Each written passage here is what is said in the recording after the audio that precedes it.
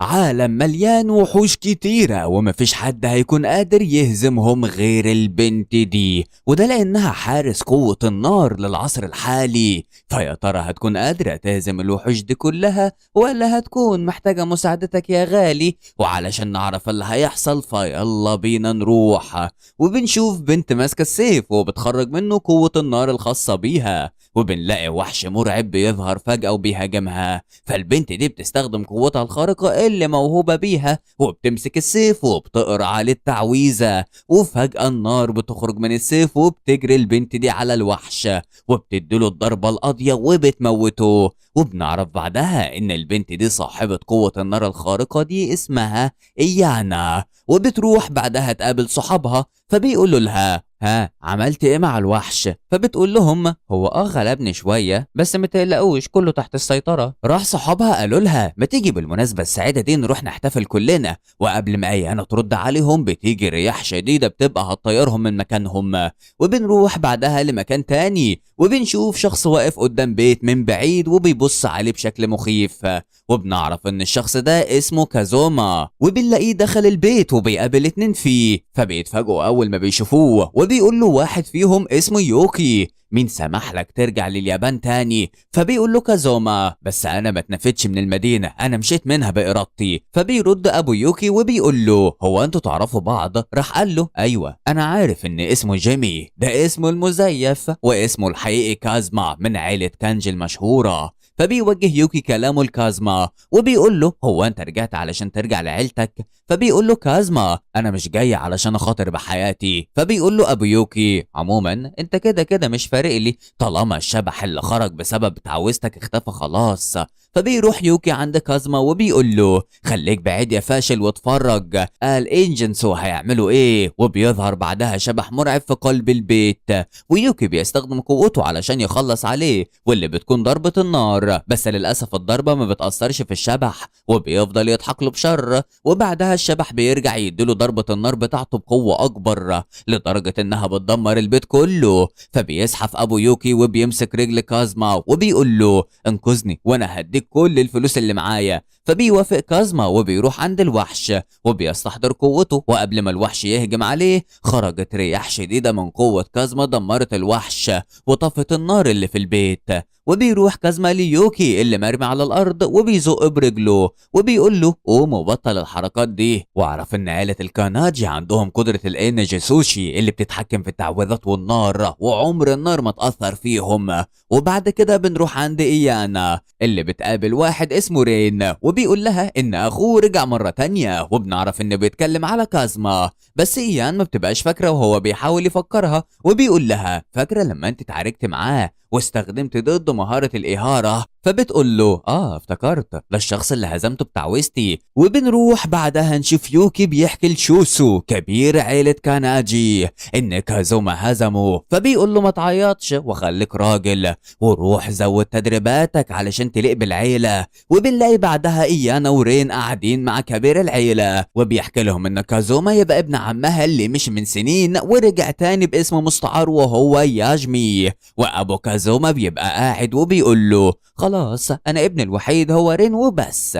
وبنروح بعدها في بيت يوكي وبنشوفه وهو بيطلب السماح من كازوما بعد ما موت له كل رجالته وضربه وبيقول له اديني فرصة تانية، لكن كازوما بيقتله من غير رحمة. وبنلاقي بعدها كازوما بقى في مكان تاني وبيظهر ابوه وبيقول له انت ادائك زي الزفت ولازم اطردك من هنا. وفجأة بنكتشف انه كان حلم وبيقوم منه مخضوض. وبعدها بنشوف واحد متعصب وبيقول اكيد كازوما هو اللي عمل كده، هو بيعاقب العيلة على اللي عملوه فيه بس انا لازم انتقم من اللي عمله في اخويا. وبعدها بتروح ايان عند كبير العيلة وبتقول له انها عاوزة تقتل كازوما بعد اللي عمله، بس ابوها بيقول لها ما تتسرعش وما تعملش اي حاجة غير لما يقول لها. وبعد كده بنشوف شوشو بيبعت اتنين من رجالته وبيقول لهم يخلوا كازوما يقابلوا بالليل، فبيقولوا له ولو ما وافقش هتجيبه بالقوة وغصب عنه. وبياخد معاه افضل اتنين موهوبين من العيلة وايان بتروح معاهم من ورا ابوها. وبعد ما بيوصلوا بنلاقي ايان اتحصرت جوه دايرة بتعطلها والاتنين التانيين بيقابلوا كازوما وبيحاولوا يتناقشوا معاه وبيقولوا له في 3 اشخاص اتقتلوا بالقوة بتاعتك. فبيقول لهم ببرود مش انا اللي عملت كده، خلاص جاوبتكوا وخلصنا. فبيتعصبوا عليه وبيقولوا يبقى لازم تثبت براءتك لكبير عيلتنا. راح قال له كازوما بس انا ما بقتش فرد من عيلتكو، لو هو عاوزني يجيلي. وبتقوم بينهم المعركة، وواحد منهم بيوجه لكازوما ضربة نارية، بس كازوما بيرجع يرد له ضربته اللي بتطيره من مكانه. وفجأة بتظهر قوة خارقة من العدم بتيجي من ورا كازوما وبتهد المكان على دماغهم وبتموتهم. وكازوما مش مصدق وبيفضل يزعق لشبح الرياح انه اتصرف من غير ارادته وخالف اوامره. وبتيجي في الوقت ده ايان والسيف في ايديها، وبتتعصب اول ما بتشوف الاتنين اللي ماتوا، وبتفضل تهاجم في كازوما علشان تموته، وهو بيحاول انه يتفاداها وبيقول لها مش انا اللي عملت كده. فبتقول له انت شكلك متعرفش انا مين. فبيقول لها انا عارف انك وريثة عيلة كانجي سوشو. وبيقوم بينهم الهجوم ضد بعض، بس قوة كازوما بتكون غالبة عليها، بس ما بيكملش هجومه وبيقول لها قلتلك مش انا اللي عملت كده، ده واحد من الفوجوتشي، روحي دوري عليه بنفسك بما انك الوريثة. وبيطير كازوما من مكانه وبيقول لها انا مضطر امشي دلوقتي، هبقى العب معاك المرة الجاية يا قطة. وبيختفي من قدامها وبيظهر بعدها في مكان تاني وبيقول شكل الحرب مع عيلة كاناجي هتبقى ممتعة قوي. وبعدها بنشوف ايانا قاعدة بتاكل مع اصحابها وهي متعصبة علشان ابوها زعق لها لما راحت تتعارك مع كازوما من غير ما تقوله. وبنروح بعدها عند كبير عيلة سوشو وبنلاقيها يتجنن ومش مصدق ان اقوى اتنين بعتهم يواجهوا كازوما اتهزموا بالسهولة دي. وبيقول طب لو مش كازوما اللي هزمهم، مين الشخص اللي عنده قوة الايجينيستو دي؟ وبنلاقيه بيتكلم بصوت عالي مع ابو كازوما وهو بيرد عليه وبيقول له انه هيجيب ابنه هنا علشان هو بيحب العيلة دي ولازم يحميهم. بس سوشو بيتفاجئ وبيقول له هو انت تقدر تعمل كده؟ فبيرد عليه ابوه وبيقول له ما تقلقش، حتى لو رفض هنستخدم معاه طرق تانية. وبنروح عند كازوما اللي بيجيله تليفون، واول ما بيرد بيتصدم من الصوت وبيعرف انه ابوه، وبيقول له ياه عدى وقت طويل قوي عقبال ما سمعت صوتك، بس ما افتكرش انك اتصلت علشان تسمع صوت ابنك اللي ما شفتهوش من 4 سنين. فبيقول له انا ما اتصلتش علشان سواد عيونك، فعلا انت ما بتكدبش، بس احنا لازم نتقابل. وبيخرج كازوما بعدها يتمشى شوية وبيفتكر اللي حصل معاه في الماضي لما كان بيعيط لأبوه علشان اتهزم من بنت عندها 12 سنة. قال له ساعتها عيب في حقك لما تكون انت وريث عيلة كاناجي العظيمة وتتغرم على ايد البنت دي، وعلشان كده مش هتكمل تدريب في الايجينيستو ولا ينفع تفضل في عيلتنا لانك عار علينا. انا خلاص ما بقيتش ابوك، ابني مات.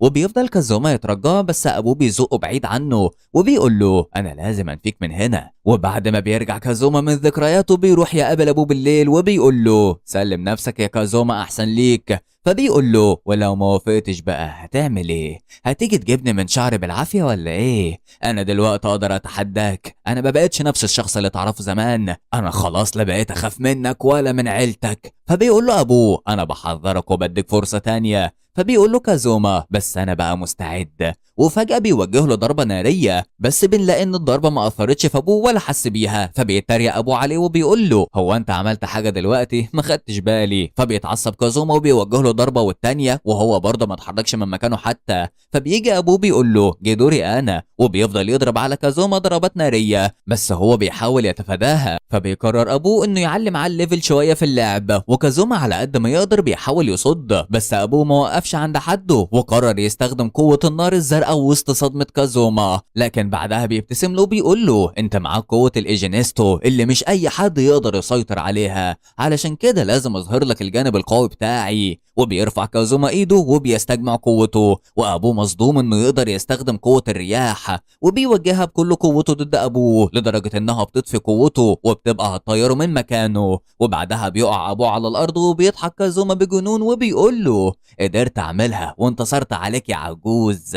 وبنروح عند ايانا في اوضتها وبيجي لها رسالة من رين بيقول لها انه رايح يقابل اخوه في الفندق، فبتفرح علشان عرفت مكانه اخيرا. وبعدها بنشوف كازوما بيقول لاخوه انه مش هيرجع لعيلة كاناجي تاني وانه منسيش اللي حصل فيه، فبيزعل رين من كلام اخوه، وكازوما بيقول له ما تقلقش، كده كده عيلة كاناجي هتختفي قريب لان في حاجة كبيرة جدا حتى ايانا مش هتعرف تسيطر عليها، ويلا دلوقتي علشان تنام وبكره هوصلك للبيت. وبعدها بيبقى قاعد كازوما في الأوضة وبيحس بالقوة الشريرة دي رجعت من تاني، وبتبقى ايانا وصلت للفندق خلاص علشان تنتقم من كازوما، بس بتتفاجئ لما بتلاقيه نط من الشباك الفندق هو ورين وطار بيه، وبعدها الفندق اتهد وسط صدمتها. وبعدها رين بيقول لكازوما هو انت مش هتوقف الرياح دي عند حدها؟ فبيقول له لا ما اقدرش، بس بقى ليا اسلوب مميز بعرف اخدعها بيها. وفجأة بيظهر صاحب قوة الرياح الشريرة قدامهم وبيتعصب عليه كازوما علشان كان هيأذي اخو رين، وبيوجه له في ضربات بس مش بتأثر فيه، وبيبقى في شخص تاني هيهجم على رين بس كازوما بينط عليه وبيضربه، وبعدها بيختفي من قصاده ومش بيلاقي رين. وبعدها بنلاقي البوليس جه عند الفندق اللي اتهد وبيبعتوا خبيرتين متخصصين في معرفة الحوادث، ولما بيشوفوا الفندق بيقولوا ان اللي عمل كده كان بيستخدم الفيوجيتسو في عمليات التفجير. وبعدها بنشوف كازوما واقف قدام بيت عيلته وبيفتكر المعلمة اللي اديته زمان كارت وقالت له انت لازم مهما حصل تتعلم فنون الايجنستيو، وبيفوق من ذكرياته وبيقرر انه يدخل رغم انه ما كانش عاوز يعمل كده في الاخر. واول ما بيدخل بيتلم عليه كل الرجاله اللي في البيت وبيقولوا له ايه رجعك تاني يا كازوما؟ فبيقول لهم انا عاوز اقابل كبير العيله، بس كلهم بيخافوا لو يكون جاي علشان يأذيه، فبيهجموا عليه بقوتهم الناريه وبيفتكروا انهم ولعوا فيه، لكن كازوما بيفاجئهم لما بيطفيها في اقل من ثانيه وبيستخدم قوه الرياح اللي بتقلبهم كلهم على الارض.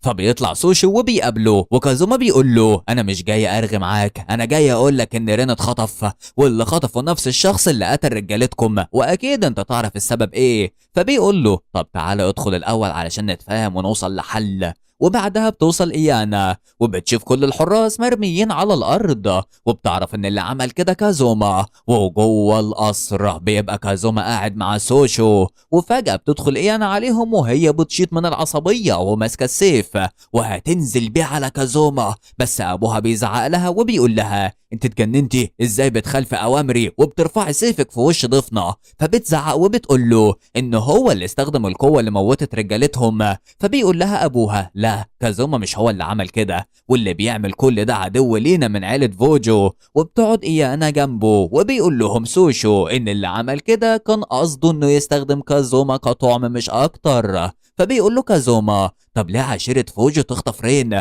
فبيقول له سوشو لأن رين هو الوريث الشرعي للعيلة، وبيحكي لهم إن زمان عيلة كاناجي كانت بتتعارك مع عشيرة فوجو، وبعدها قدرنا نسيطر على مركز قوتهم اللي كان اسمه يوما، وعلشان كده هم خدوا رين ضحية علشان يرجعوا يوما من تاني للحياة. وبنروح بعدها للمكان اللي فيه رين وبنلاقيه فاقد الوعي، وزعيم عشيرة فوجو بيبصله وبيقول خلاص لقينا أرضنا والتعويذة السحرية. وبنشوف بعدها بوابة بتتفتح بيخرج منها الطاقة اللي كانوا بيحضروها وبتخترق جسم رويا ابن الزعيم اللي بيتحول بعدها تماما، وبيقرر يستخدمه كوسيلة، وقرر انه ينتقم من عيلة كاناجي علشان زمان خطفوا يوما وده بيكون حاكم النار عندهم. وبنشوف رويا وهو بيخرج الطاقة من جسمه وبيدخلها في جسم رين، وبنلاقيه قام صحي بعدها. وفي نفس الوقت بيبقى سوشي بيحكي لإيانا وكازوما ان لما حاكم النار يتحرر من الختم هيسكن في جسم الشخص اللي هيختاره، وساعتها كل واحد هيقدر يوصل للتعويذة اللي هتخليه يطرد كل الأرواح الشريرة، والشخص ده اسمه يوريا. وللأسف يوما هياكل روح رين قبل ما يخترق جسمه، فبتتعصب إيانا وبتقول لهم إنهم ما ينفعش يسكتوا على اللي هيحصل ده، وأكيد إحنا قوتنا لازم تتغلب عليهم. بس كازوما بيقول لهم أنا مش مستغرب اللي عشيرة فوجو عملته، لأنهم استحملوا معاملتكم لأكتر من 300 سنة، وأنا كنت مجرب معاهم عملتوا فيا إيه، وعيلتكم هي السبب في اللي عشيرة فوجو عملوه معانا. فبيرد عليه سوشي وبيقول له للأسف كلامك صح، أنا حاولت أغير الوضع الوضع ده كتير بس الوقت اتأخر. فبتتعصب إيانا وبتقول له إنها لازم تروح تنقذه ولازم تعرف مكان الأرض المقدسة. بس كازوما بيقول لها استني انت، قوتك مش كفاية علشان تواجههم لوحدك، أنا هاجي معاكي. وبعد ما بيتفقوا إنهم هيواجهوا مع بعض بيعرفهم سوشو مكان الأرض المختومة. وبعدها بياخد كازوما إيانا وبيمشوا بالعربية. بس بيحس فجأة بحاجة غريبة وبيكسر باب العربية وبياخدها وبينط منها قبل ما قوة يوريا توصل لهم. والعربية بتنفجر بعدها وبينزلهم يوريا. وكازوما بيفتكر أخوه اللي الشرير هياكل روحه وبيبص له بغضب جنوني. وبعدها كازوما بيقول لإيانا أنا عاوزك تقتليه وش الوش وما تسيبهوش غير لما تخلصي عليه. فبتيجي إيانا بتستخدم مهارة السيف القاطع ضده. بس يوريا بيقدر يقضي على هجماتها بقوة الختم اللي جوه جسمه. وبيفضل الهجوم بينهم مستمر لحد ما يوريا بيبقى هيتغلب بقوته على إيانا وبتبقى خلاص هتخسر قصاده. وفي اللحظة دي بتستنجد بكازوما اللي في الآخر بيسيبها وبيخلع وبتفضل تصرخ باسمه. وعند زعيم عشيرة فوجو بنشوف رين واقف قدام الروح بتاعت يوما علشان تلتهمه وياخد قوتها علشان يقدر ساعتها يقضي على عيلة كاناجي. وبعدها بتخرج الروح بكل قوتها وبتبقى خلاص هتدخل في جسم رين. بس فجأة بنشوف عاصفة شديدة بتكهرب الروح الشريرة وبتطير كل أفراد عشيرة فوجو.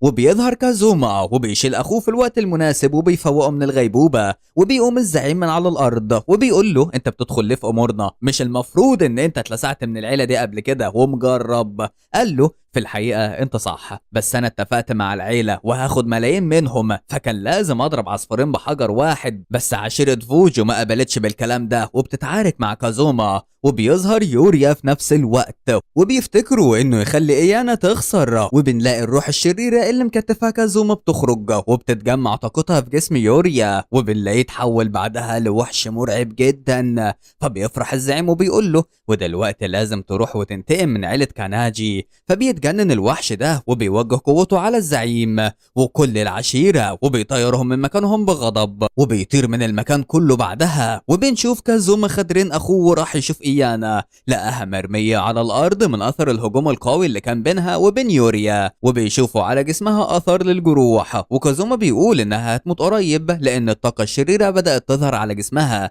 بس رين بيزعل جدا وبيقول له لازم نلاقي طريقة علشان ننقذها. وبيبقى كازوما معاه علاج سحري بعد ما رين اقنعه انه يديهولها وتعصب عليه. وفعلا كازوما بيشربوا لايانا وبتفوق بعدها وبتبقى كويسة وبتشكره. وبعدها بياخدهم كازوما وبيطير جوه الرياح بتاعته وبيبقوا هم طايرين شايفين الوحش المرعب اللي رايح علشان ينتقم من عيلتهم. بس رين بينزل علشان يعطل الروح الشريرة من ناحية وايانا وكازوما من ناحية تانية. وبيتفق ايانا وكازوما انهم يقسموا هجومهم علشان يخلصوا على الروح اللي في جسم يوريا. وبيبدأ كازوما بيستخدم قوة العاصفة علشان يعطل هجمات الوحش. وبتدخل ايانا علشان تديله ضربتها القاضية. وكازوما في نفس الوقت بيخلي هجومه ينزل من فوق بشكل اقوى على الروح الشريرة وبيحصل انفجار قوي وبيفتكروا ان الوحش انتهى. بس بعدها بيقوم تاني في وش ايانا وهي بتحاول تصده. وكازوما بيقول لها تسيطر عليه لانه هيوجه له ضربة قوية جدا. بس الروح الشريرة بتضربها بقوة لدرجة ان سيفها وقع منها واترمت على الارض. وبتبقى الروح الشريرة خلاص هتقضي عليها. بس ايانا بتفتكر تشجيع كازوما وبتقوم من تاني. وكازوما بيبقى بيستحضر اقوى ليفل في قوة الرياح وهي قوة المتعهد. وبنلاقي عيونه اتحولت للون الازرق بفعل القوة دي. وايانا بتقوم مرة واحدة قبل ما يوريا يموتها وبتوجه له ضربات نارية بقوة مش طبيعية لدرجة انها بتقطع ايده. بس الروح الشريرة بعد كل ده ومفيش اي حاجة بتقضي عليها. وقبل ما تهاجم ايانا تاني بيجي كازوما بيقول لها ادائك كان عظيم. وبتتفاجئ ساعتها لما بتشوف عيونه لونها ازرق بسبب قوة الرياح اللي استحضرها. ومرة واحدة بيعمل كازوما اعصار كبير جدا لونه ازرق بيخترق كوكب الارض من قوته. والاعصار بيفضل يفرم في الروح الشريرة بشكل جنوني. وفي اللحظة دي كازوما بيتصل بإيانا علشان تديله هي الضربة القاضية بسيفها. وفعلا بتضربه بسيفها في رقبته لحد ما بتفرقع الروح دي وبتنتهي أخيرا. وبعدها بنشوف كبار عيلة كاناجي متجمعين على الغدا سوا. وكبير العيلة بيجيب كازوما اليوم ده علشان يقول له إنه شارك في حفل أزمتهم مع عشيرة فوجو. وبعدها بتظهر بنوتة قدام كازوما اسمها أوجامي وبتقول له أنا انطلب مني إن أنفذ لك أي حاجة تؤمر بيها. فبيبص لها كازوما وبيقول لها ممكن احتاجك في المستقبل فعلا، بس بنلاقي ايانا غارت وبتقول له ما تفكرش انك تقرب منها. بس اوجامي بتقول لها ما تضايقيش نفسك، كل الحكايه انه لما خلص على عشيره فوجو ساعتها انتقم من الراجل اللي قتل اخويا هناك، ولازم ارد له الدين اللي في رقبتي. فبتقول لها ايانا ما تشكرهوش يا حلو لانه خد فلوس قصاد اللي عمله. فبيقول لها كازوما هي عندها حق، ده غير انه يعتبر مشارك في موت اخوكي ووقعته على الارض قبل ما يوريا يقتله. فبتتجنن اوجامي وبتروح تهجم عليه وبتطعنه بالسكينه، بس بتتفاجئ ان السكينه ما قدرتش تخترق جسم كازوما اساسا مهما حاولت. وفي اللحظه دي كبير العيله بيقول لكازوما انت لو ما عاقبتهاش هنعاقبك احنا. فبيقول لهم محدش يعاقبها لانها في الاخر ما عرفتش تاذيني. بس كبير العيله بيقرر انه يحبسها، وبعدها بتقرر ايانا انها تراقب كازوما وتعرف هو بيقابل مين، لانها حست انها بتحبه وبتغير عليه. وبتكلم رين علشان يجي لها، وبعدها بتاخده وبيلف ورا كازوما لحد ما بيلاقوا قاعد في مطعم مستني حد. وبعدها بيلاقوا بنت جميله داخله عليه، وبيتفاجئوا لما بتطلع اوجامي وبينزلوا هما الاتنين وبيمشوا مع بعض. وبتبقى ايانا هتموت من الغيظ وبتروح وراهم وبتلاقيهم دخلوا الفندق، وده بيخليها تتجنن اكتر وبتبقى هتدخل وراه. بس فجأة بنلاقي حد بيضرب نار على كازوما، وبيظهر رجالة مسلحين ماسكين أسلحة وفضلوا يضربوا كازوما بيها بشكل جنوني وبيحدفوا عليه قنابل نارية بتفرقع فيه. وبيتفاجئ إن أوجامي هي اللي ورا ده ومخططة ليه. وبتدخل إيانا ورين وبتقول لها أنت فاكرة هتقدري تخلصي عليه بالعبط اللي فاكراه ضرب ده؟ فبتتفاجئ اوجامي لما بتلاقي ان كازوما اختفى من مكان الضرب، وظهر بعدها بدوامات الرياح اللي خدتهم رايح جاي في غمضة عين.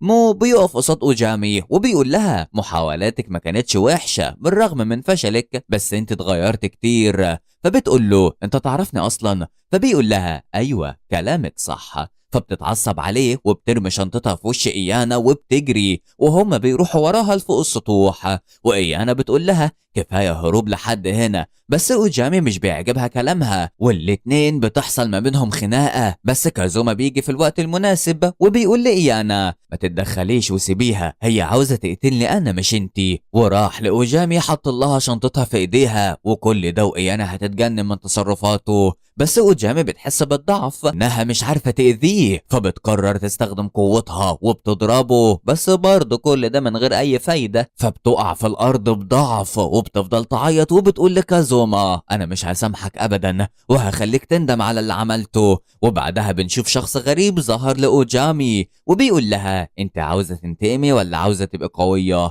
فبتجاوبه من غير تفكير انا عاوزه كل حاجه. فبيرد عليها الشخص ده وبيقول لها انت طمعانه بس انا هحقق لك كل امنياتك دي. وبنروح بعدها لمكان شبه المدرسة وبنشوف واحدة ماشية في الممر، وفجأة المكان بيتحول للون الأحمر وبنشوف شيء غريب بيتكون وبتبلع البنت دي جواها. وبعدها بيظهر الشخص الغريب ده وبيقول لأوجامي خلاص قربنا نبدأ اللعبة. وبعدها بنلاقي الشبح السائل ده بيجري ورا كل اللي في المدرسة وبيبلعهم جواه. وبتظهر اوجامي في نفس المكان وبنشوف كل الناس اللي القوة السائلة دي حاطتهم جواها، والشخص اللي معاها بيقول لها ان بالقوة دي تقدري تتغلبي على كل حاجة. وبنعرف ان الشخص ده اسمه تنشي، واوجامي بتبقى تحت سيطرته وهتمشي وراه من دلوقتي. وبعدها بتروح ايانا الفندق عند كازوما وبتحكي له ان في الاسبوع اللي فات في اكتر من 100 شخص اتقتل. فبيقول لها كازوما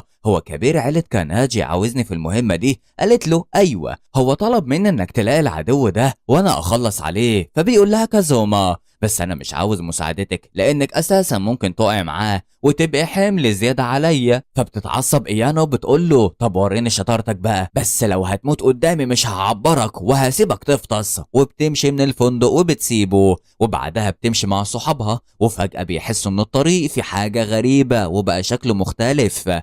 عند كازوما بيبقى واقف على سطح الفندق وبيبقى عارف بكل حاجة بتحصل، فبيقول جه الوقت المناسب. وبنروح بعدها لإيانا واصحابها اللي بيخرج لهم السائل المميت علشان يبلعهم جواه، بس إيانا بتستخدم مهارة السيف القاطع وبتحاول تضرب فيه، بس للأسف ما بينتهيش وبيفضل يحاصرهم من كل حتة. وكازوما بيبقى شايف كل ده وبيتحرك لأنه حس إنها خلاص قربت تتاكل. وأول ما بيوصل كازوما بيتتبع مكانهم وبيدخل لهم بقوة الرياح، فبتفرح إيانا لأنه جالها وبيقول لها كازوما خلص اللي قدامك وأنا هحمي صحابك. فبتضرب إيانا بسيفها بكل قوتها لحد ما بتحرق السائل ده، وفجأة بيختفي وبترجع كل حاجة لطبيعتها. ولما بتيجي إيانا علشان تشكر كازوما بيقول لها انت قدرت تساعديني اعرف مين اللي عمل كده لما خليتك تتضايقي وتمشي وتقعي في الفخ. فبتتعصب إيانا وبتقول له يعني انت استغلتني في خطتك.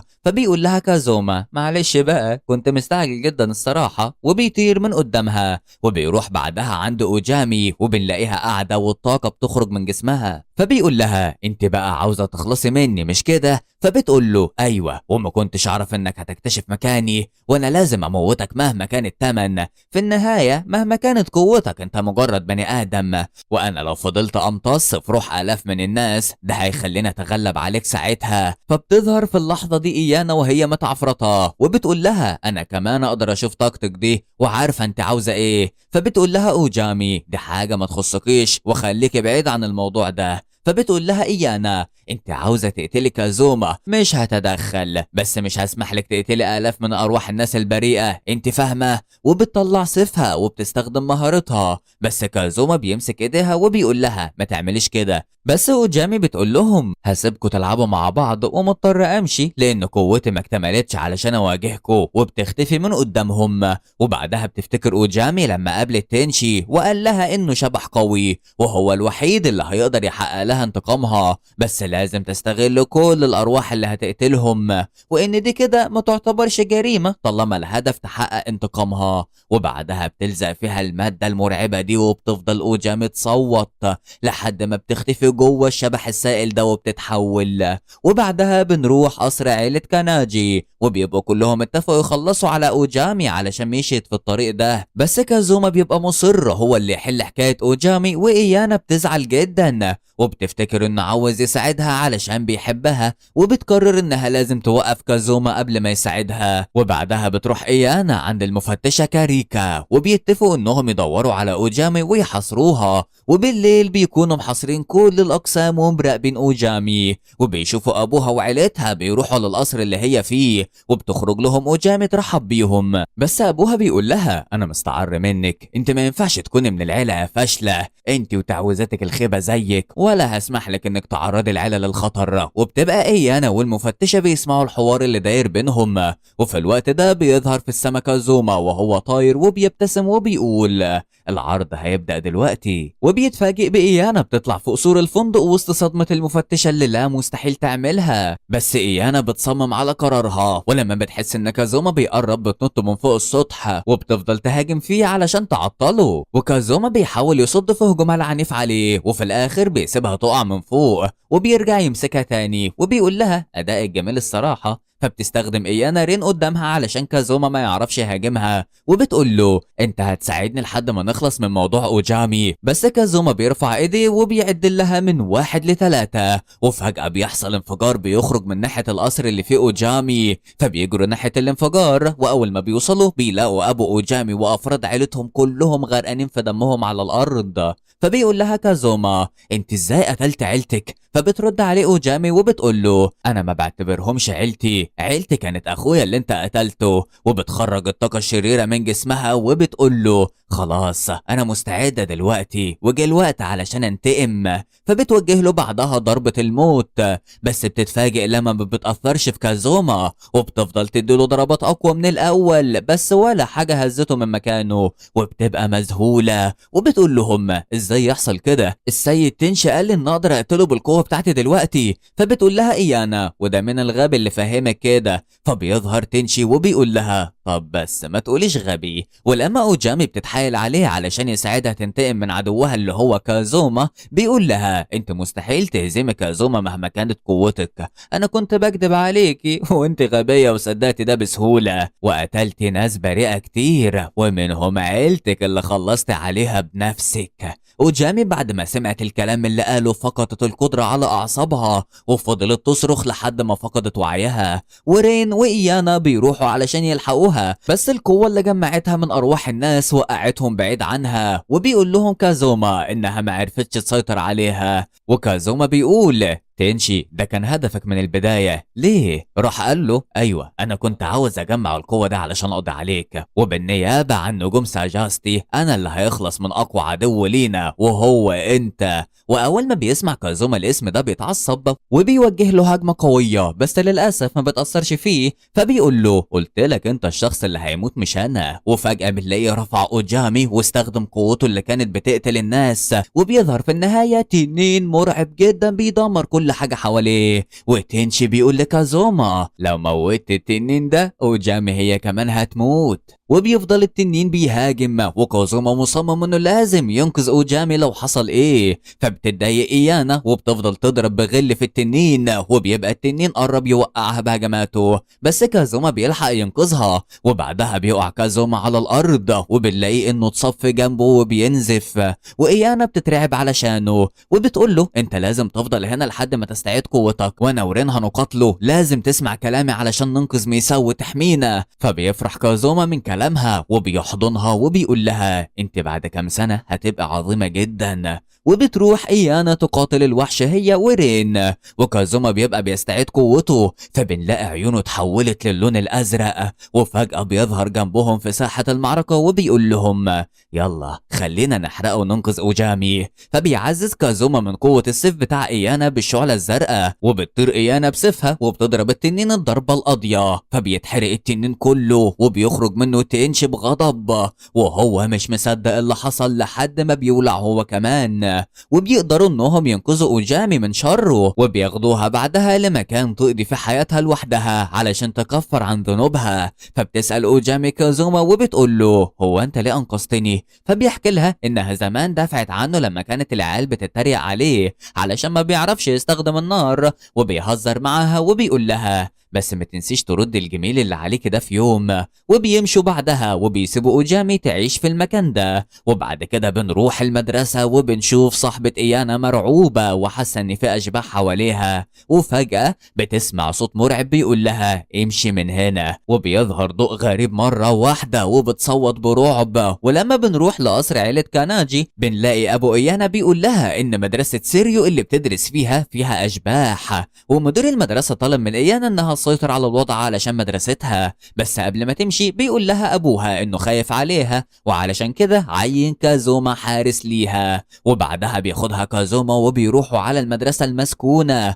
وهناك بتقابل ايانا صحابها وبتقول لهم هو انتوا سمعتوا عن شبح الهيتوداما؟ فبيقولوا لها ايوه سمعنا اشاعات بس مش متأكدين منها ومش عاوزين نعرض نفسنا للخطر. بس ايانا بتقنعهم في الاخر، وبيفضلوا طول الليل بيراقبوا المدرسة كلها ومستنيين الاشباح تظهر. وساعتها بتحكي لهم يوكاري صاحبة ايانا ان شجرة الكرز اللي في المدرسة عندهم مسكونة، وان الطلاب اللي في المدرسة عندهم بيسمعوا اصوات جاية من ناحيتها. وفجأة بيحس كازوما ان في حاجة غريبة، وبيلاقوا حاجة منورة عدت من قدامهم في غمضة عين، وبيعرفوا انه الهيوداما. وفجأة بيجي يسمعوا صوت بيخرج من البلورة المنورة دي وبيقول لهم ابعدوا من هنا والا هتكونوا انتوا المسؤولين. بس ايانا بتحاول تهاجمها وبتضرب فيها، بس البلورة بتعرف تتفاداها وبتقول لها هخليك تندمي على تصرفاتك دي. ومرة واحدة بيسمعوا نفس الصوت تاني اللي بيحذرهم ما يقربوش، وفجأة بتخرج رياح شديدة بتخليهم طايرين في الهواء من قوتها.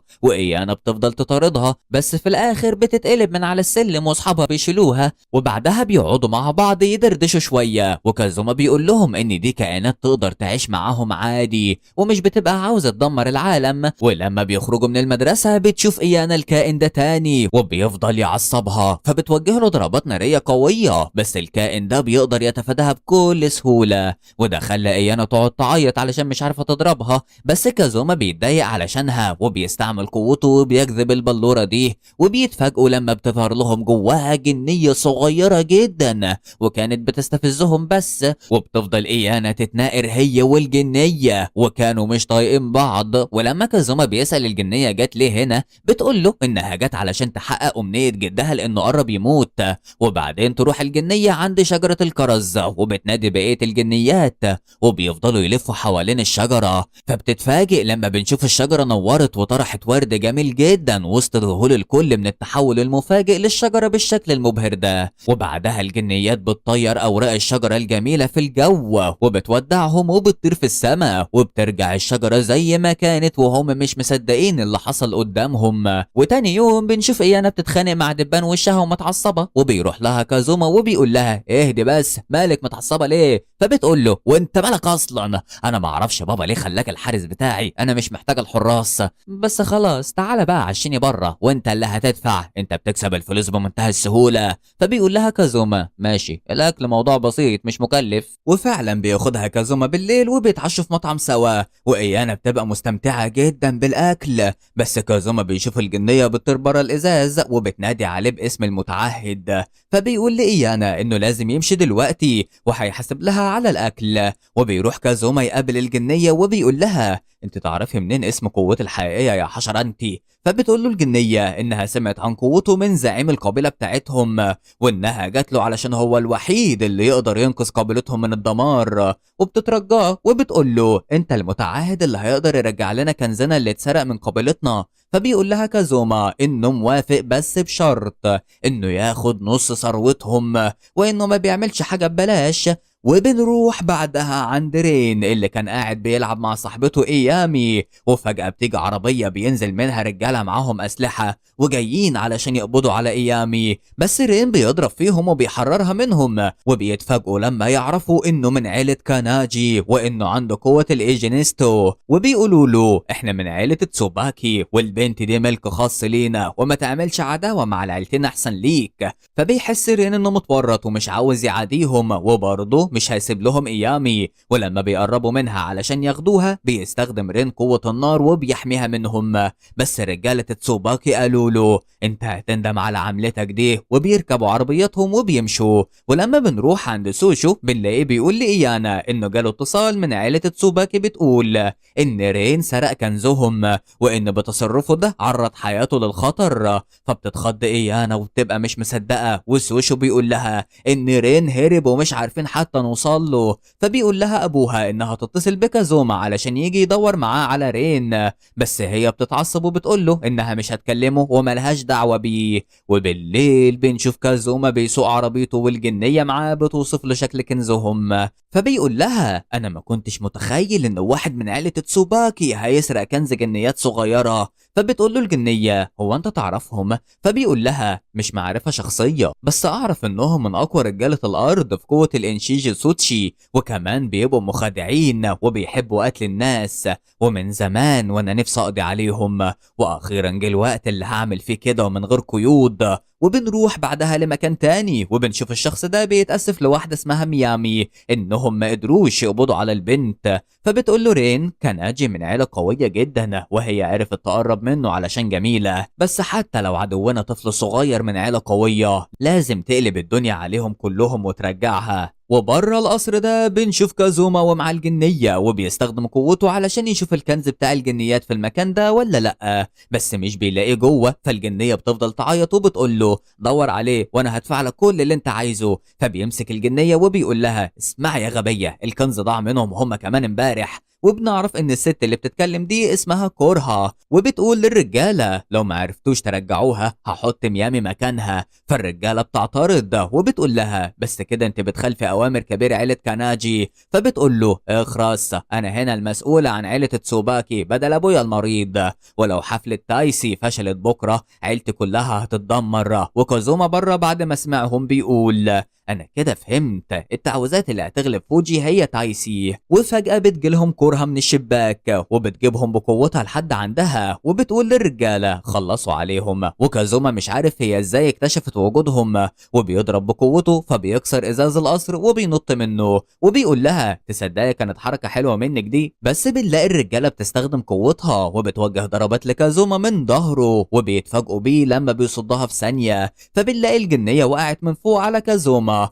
وبيشيلها من على الأرض وبيقول لهم أنا مش هسمح لكم تستخدموا كنز الجنيات في تعويذاتكم الشريرة يا شوية حرامية، وبكرة عيلتكم كلها هتنتهي. وبياخد الجنية وبيطير من القصر كله. وعند رين وإيامي بتقول له إنها عاوزة تروح تشوف البحر علشان تبقى آخر حاجة حلوة شافتها قبل النهاية، وإنها لازم ترجع لعيلة تسوباكي علشان هي في الآخر بتنتمي ليهم. ولما بياخدها رين علشان يحقق أمنيتها بيجيب لها أكل وهم ماشيين. لما بيحس إنها جعانة وهم بياكلوا بيقول لها رين ايه رأيك تيجي تعيشي معايا في عيلة كاناجي؟ فبتقول له انا هحكي لك، رغم ان ما ينفعش احكي حاجة زي دي لحد، انا اسمي تسوياكي ايامي. فبيقول لها يعني ازاي انت من عيلتهم وبيتعاملوا معاكي بالقسوة دي؟ فبتقول له هو انت تعرف حاجة عن تايسي؟ فبيقول لها ده اللي بيحصل في منطقة تسوباكي واللي المفروض هيحصل السنة دي. وبعدين بيتفاجئ وبيقول لها اوعى تقول انه انت.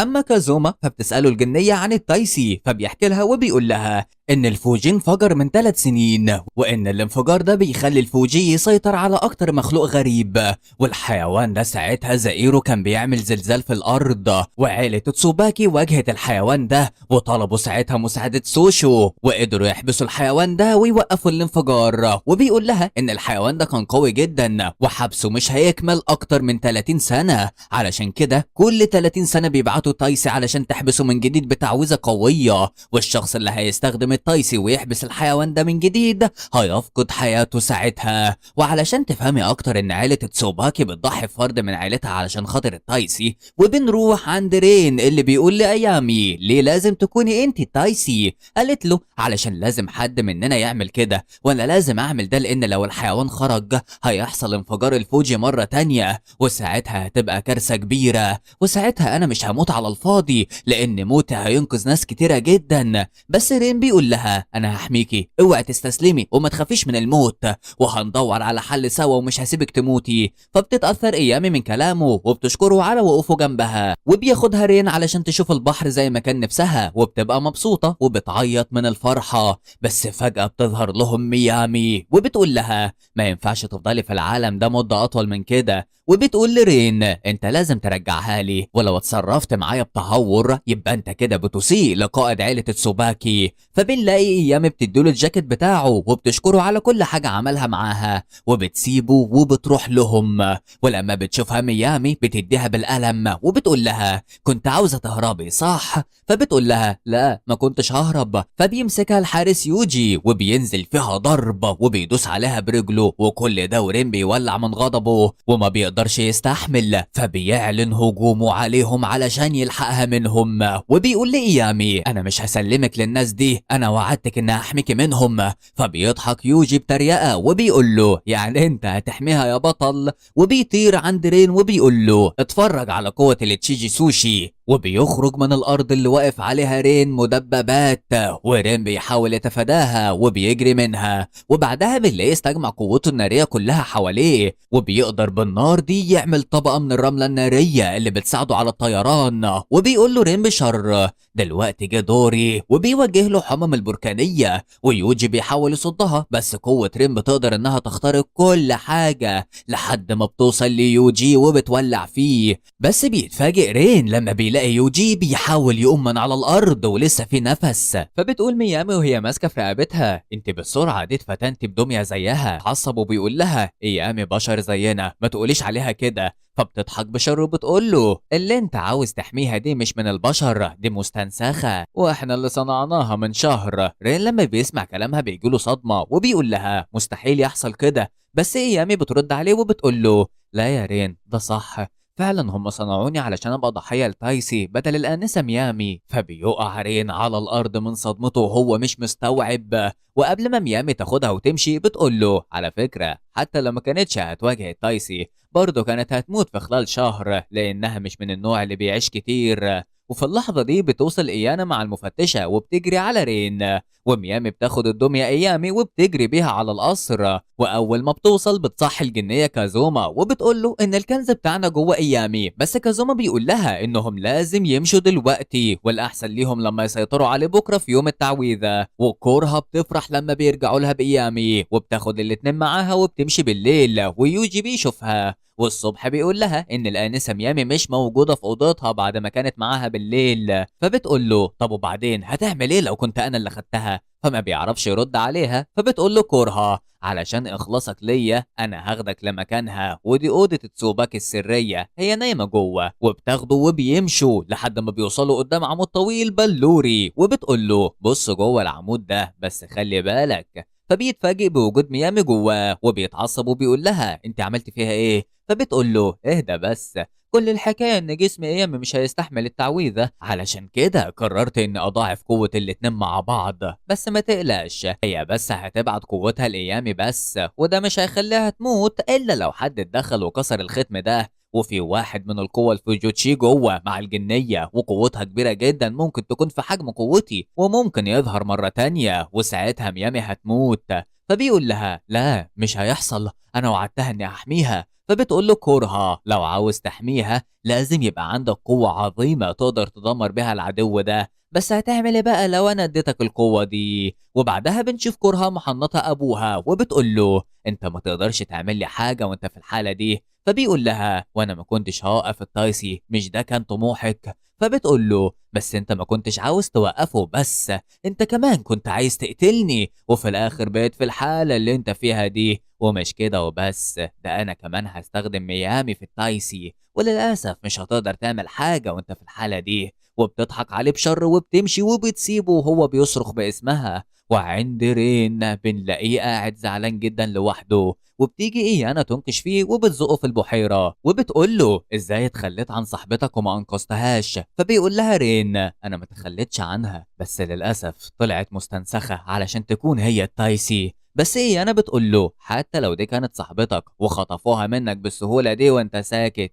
فبيفتكر رين ذكرياته اللي جمعته بايامي وبيحس انه حبها وما ينفعش تكون هي ضحية التايسي، وبيقرر انه لازم يقابلها ويعتذر لها. وايانا بتقرر انها هتساعد رين انه يقابلها. وعند كورها الحراس بيجيبوا له ايامي وبتقول لها ما تزعليش علشان صاحبك اتخلى عنك، وما ينفعش تزعلي علشان الزعل بيأثر على التعويذة. لكن بيدخل الحارس بيجري وبيقول لكورها ان في اتنين من الفوجيتشي جم هنا بنت ومعاها ولد. وبنشوف بره ايانا وهي بتحرق رجالة الحراسة علشان تدخل القصر هي ورين، بس فجأة وهم داخلين بينط لهم راجل ضخم جدا بيقف قصادهم، ولما ايانا بتضربه بتتفاجئ انه ما تأثرش بأي حاجة. فبيقول لها رين ان ده يبقى الايهارا المشهور بقوته، بلاش نقاتله. بس ايانا بتصمم وبتقول له ادخل انت وانا هخلص عليه. ولما رين بيجري علشان يدخل بيمسكوا الايهارا وبيفضل رين يصرخ، فبتهجم ايانا عليه علشان تموته،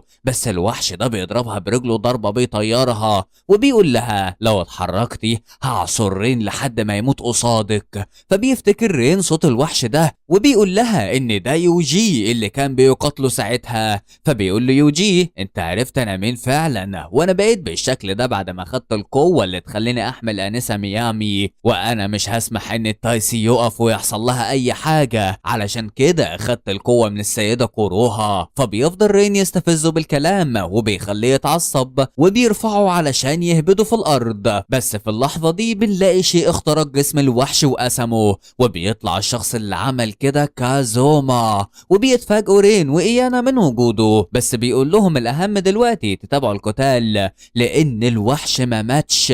وبنلاقي الوحش بيجمع نفسه من تاني وبيقوم يقف على رجله وبيقول لكازوما مش هتقدر تهزمني ومش هسيبك تقرب خطوة واحدة من هنا. بس رين بيقرب من يوجي وبيقول له انت المفروض تضحي بحاجة لو عاوز تحمي الشخص اللي انت بتحبه. بس يوجي بيقول له الكلام ده مش موجود في عيلتي وبطل نقاشك المثالي ده. وبيهجم يوجي عليه، ومن ناحية تانية بيستخدم رين قوته النارية ضده. فبنلاقي ان شعلة رين المرة دي ما كانتش عادية ابدا ومسكت في يوجي وقدرت تهزمه وتوقعه وقعوا على الارض، وده من غير ما تأثر على حياة يوجي. هي دمرت عناصر التحول اللي كان جواها بس.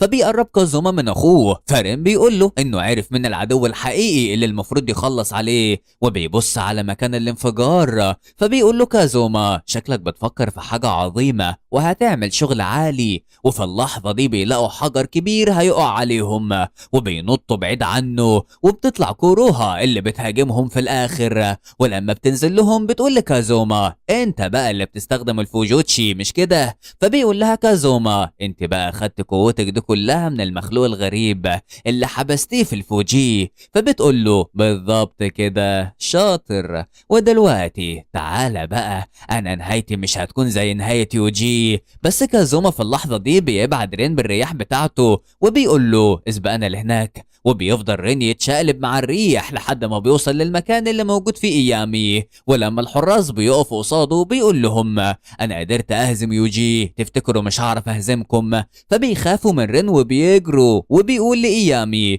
مش هيبقى في حاجة اسمها ضحية لو اتخلصنا من المخلوق الغريب ده. خليكوا واثقة فيا، احنا هنقدر نعمل ده وكلنا هنعيش في سعادة بعدها. وبيمسك ايديها وبيتحدوا سوا. وفي اللحظة دي بيدخل كازوما وبيقول له مفيش وقت نضيعه، انت هتهزم العدو مش كده؟ فبيقول له رين ايوه انا. وبره بتبقى ايانا بتهاجم كوروها بس ما بتبقاش قادرة عليها. وكازوما قبل ما يخرج من الكهف بيستخدم قوته علشان يخرج الآنسة ميامي من البلورة اللي محبوسة فيها. ولما بيعمل كده المكان كله بينهار وبيتهد. وكازوما بيستخدم مهارة ضربة الفتح وبياخدهم وبيطير لفوق وبيخرج من المكان خالص. وبيشوفوا ساعتها السيد تسوباك المتحنط وبيقول لهم وقفوا كوروها عند حدها. وعند ايانا بنشوفها بتقاتل كوروها بس ما بتقدرش على هجماتها اللي بتقطع نفسها. وفي الوقت ده بينزل لها كازوما بيهم وبيقول لكوروها انا انقذت حياة ايامي وميامي ومش هتقدر دلوقتي انك تستنفذي التايسي. فبتقول له لا هقدر لو رجعت الشيء اللي انتوا سرقتوه دلوقتي. فبيقول لها كازوما قولي لي ايه هي دوافعك الحقيقية؟ انت مش عاوزة تقيدي المخلوق الغريب وبس، انت عاوزة تسيطري على قوة المخلوق الغريب بنفسك. فبتقول له كازوما فهمت كده، بابا اللي قالك الكلام ده. فبيقول لها ايوه قال لنا كل حاجة قبل ما يموت، وزي ما دورتي على قوة المخلوق ده علشان تاخديها لانك ما عندكيش قوة التشيجي سوشي هتكوني انت اللي هتنفذي التايسي. فبتقول له انت قصدك ان المخلوق الغريب هو اللي سيطر عليا؟ انت بتقول ايه؟ اشمعنى انا اللي يحصل فيا كده بسبب الوحش اللي حبسته؟ فبيقول لها كازوما ان المكان اللي كنت حابسه فيه ايامي وميامي اتدمر كله. فبتقول له انت اتجننت كده، الختم هينتهي بسبب اللي عملته ده. وفي اللحظه دي البركان بينفجر وبيطلع حمم بركانيه، وكاروها بتقول بصدمه المخلوق الغريب زينون هيخرج. وفجاه بيخرج زينون المرعب، وكاروها بتفضل تصرخ لحد ما بيخرج منها بلوره بتروح تنتقل جوه جسم الوحش، واللي بتكون القوة اللي الوحش اداها لها قبل كده. وكازوما بيقول لهم احنا لازم نهزمه قبل ما جسمه كله يخرج. وبيروح كازوما ورين وايانا يقاتلوا الوحش من كل اتجاه، بس بيكون صعب جدا انهم يخلصوا عليه. بس في اللحظة دي بتظهر كاروها وبتستخدم قوة التشيجي سوشي وسط صدمة كازوما، وبتفضل كوروها تضرب في زينون بجنون وبتقول له بسببك انا خسرت كل حاجة. وبتبقى واقفة قدام الوحش وفجأة بيطلع ضربته القوية من بقه وبيدمر كوروها. ورين بيوجه للوحش ضربة الإهارة بس الوحش بيرد له الضربة وكازوما بيلحقه. وإيامي بتبقى خايفة جدا عليه وبتقرر إنها تساعده، بس فجأة بيشوفوا طاقة بتخرج من جسمها ناحية الوحش زانون. بس رين بيبقى مرعوب لا تكون بتستهلك جسمها مع الوحش وده يعرض حياتها للخطر. بس اخوه بيقول له انها عارفة بتعمل ايه وانها اختارت تقاتل علشان تعيش معاك في الاخر. فبيقرر رين انه لازم يخلص على الوحش زينون بمساعدة كازوما وايانا. وبيستحضر كازوما قوة المتعهد وبيبقوا التلاتة على زينون، كل واحد فيهم بيستخدم كل قوته علشان يقتله لحد ما بينجحوا فعلا انهم يتحدوا بقوتهم معاهم وبمساعدة إيامي إنهم يخلصوا على زينون للأبد. وبعدها بيجري رين على إيامي بس بتقوله إنها استخدمت قوة كبيرة من الطاقة وشكلها مش هتقدر تعيش أكتر من كده، وبتشكره على كل لحظة عاشتها معاه. وبيشوف رينج اسمها بدأ في الانهيار وسط صراخه باسمها وهو بيقول لها ما تسيبنيش،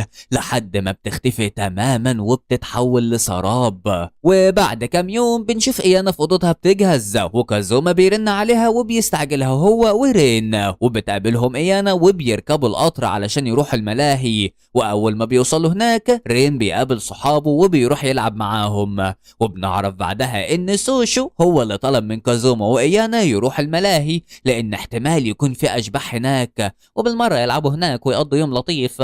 وفي جنينة الملاهي إيانا بتدي لكازوما عصير وبيقول لها إنه دور في الجنينة وما شافش أي أشباح ولا أي حاجة مش طبيعية. بس إيانا بتبقى قاعدة جنبه وبتبص على الملاهي وكازوما بيقول لها لو عاوزة تلعبي روحي، فبتقول له مالكش دعوة وما تتدخلش في حاجة ما تخصكش، أنا جيت هنا في مهمة. وهم قاعدين بيراقبوا الناس كازوما بيشوف الست اللي بتنظف الحمامات مغطية وشها وبيشك فيها وبيقول لإيانا إنها ولد. وأول ما بتسمع كده بتروح تديله بوكس بتقلبه في الأرض والشنطة اللي كانت على كتفه بتقع على الأرض، وبتفضل إيانا تضربه برجليها وكازوما بيوقفها بالعافية. وبياخد الكاميرا اللي كانت مع الشخص المتنكر من شنطته ولما بيفتحها بيشوف إن الشخص ده كان مركب كاميرا للبنات في الحمام، وبيتصلوا بالشرطة بتيجي تاخده هو والمتحرشين اللي كانوا معاه. وبعدها إيانا بتتصل بأبوها بس هو مش بيرد عليها وبيبقى قاعد بيشرب الشاي وبيقول يا ريت يكونوا انسجموا وخدوا على بعض. وبنروح الجنينة وبنشوف كازوما خد إيانا وركبوا مرجيحة بتطلع للسما، بس إيانا ما بتبقاش واخدة بالها وبتفضل تكلم كازوما وهو مغمض عينه مش بيرد. وفجأة بتبص من المرجيحة بتشوف ضوء من بعيد وكمان بتشوف مدينة الملاهي كلها من فوق وبتبقى مذهولة من جمال المنظر. وكازوما بيبقى مبسوط علشان قدر يفرحها. وتاني يوم بنشوف بنت أمريكية رجعت من السفر وجاية علشان ترجع أملاكها اللي العشيرة القوية استولت عليها. وبالليل كازوما بياخد إيانا وبيعزمها على عشاء رومانسي وهما بياكلوا فجأة بيدخل عليهم عصابة مقنعة وبتضرب نار على كل اللي في المطعم وبيقلبوا الناس اللي موجودة وبياخدوا منهم مجوهراتهم الغالية. بس كازوما وإيانا ما بيقوموش من مكانهم وبيكملوا أكل عادي. فبيجي واحد من العصابة عند ترابيزتهم وبيقول لهم انتوا ما سمعتوش كلامنا ولا ايه؟ فبيقول له كازوما خلي بالك الآنسة دي بتزعل قوي لو حد أزعجها وهي بتتعشى. فالمجرم ده بيبقى في ايده السيف اللي هيضربهم بيه، بس بنلاقي السيف اتحول للهيب حرق ايده وفضل يصرخ. وإيانا متفاجئة من اللي حصل لأن محدش منهم عمل له حاجة، بس كازوما بيقول لها إن اللي عمل كده الحيوان المتوحش.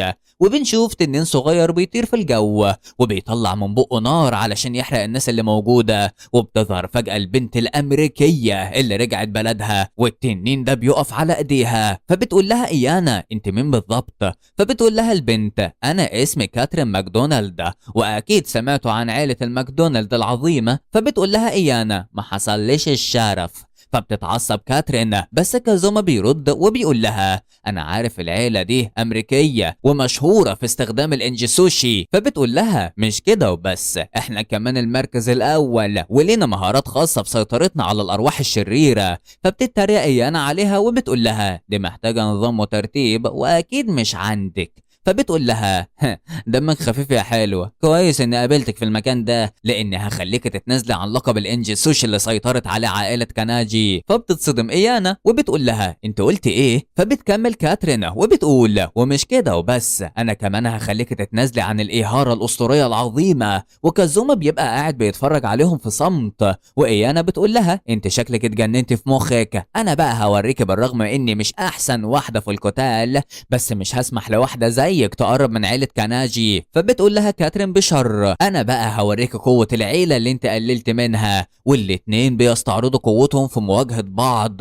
وبنشوف كاترين بتستخدم قوة المقاتل ميتاتون فبيظهر محارب بجناحات وفي ايده السيف وكاترين بتديله الامر فبيبدأ بتوجيه ضرباته على ايانا اللي بتصدها بالسيف القاطع بتاعها. وبعدها بيهجم ميتاتون وبيقاتلها بالسيف وبتحس انه قوي فعلا بس بتقول له مهما كانت قوتك ما تقدرش تتغلب على الإهارة، وبتضربه بسيفها فبتقسمه لنصين. وبتقول لكاترين ها ايه رأيك؟ بس كاترين بتقول لها شوفي ايه اللي هيحصل لك، وبتتفاجئ بميتاتون بيضربها وهي مش واخدة بالها، فالضربة بتوقعها على الترابيزة من قوتها، وميتاتون بيرجع تاني بشكل كامل بعد ما اتقسم وما اتأثرش. وإيانا بتفهم انه عمرها ما هتخلص عليه بالشكل ده، وبتبص على كازوما علشان تقوله تعمل ايه بس مش بتلاقيه. وفي اللحظة دي ميتاتون بيهاجمها بشكل قوي، وبتترمي إيانا من فوق على الأرض، بس بتقوم من تاني تكمل القتال. وفي الوقت ده المفتشة كاريكا بتتصل بسوشو وبتقول له عن المعركة اللي بتحصل، وبنروح للفندق اللي في القتال، وبيفضل ميتاتون يهاجم في إيانا ودمروا الفندق خالص. وبيظهر كازوما بعد ما اختفى وبيقول لإيانا خلي بالك علشان جايلك، وأول ما بيهجم عليها بتقسمه نصين، بس هو عنده القدرة إن يرجع زي الأول في نفس الثانية. وبتقعد إيانا تفكر إزاي تقضي عليه بقوته دي لحد ما بتعرف أخيرا، وبتستخدم شعلة كاناجي اللي بتخليها مع الوحش جوه الشعلة، وبتقول لها رجع الوحش لحالته الطبيعية. فبنلاقي ميتاتون انصهر جوه الشعلة تماما، وكاترين مصدومة إن إيانا قدرت تهزمه. وفي اللحظة دي قبل ما المكان ينهار بيشيل كازوما إيانا وبيطير بيها، وميتاتون بيرجع بحالته الجديدة وبيطير بكاترين، وبتتوعد لإيانا إنها هتعمل لها خطة جديدة المرة اللي جاية. وفعلا بعد كام يوم بترجع كاترين ميتاتون اللي بنلاقيه بيطارد شبح وسط الناس وبيدمره. وكاترين بتقول للناس ما تشكرونيش يا جماعة، ده جزء بسيط من تدريب الخاص علشان أهزم الأميرة إيانا، وبتضحك بشر. وبعدها بنروح لمكان تاني بنشوف فيه كازوما مع المفتشة كاريكا،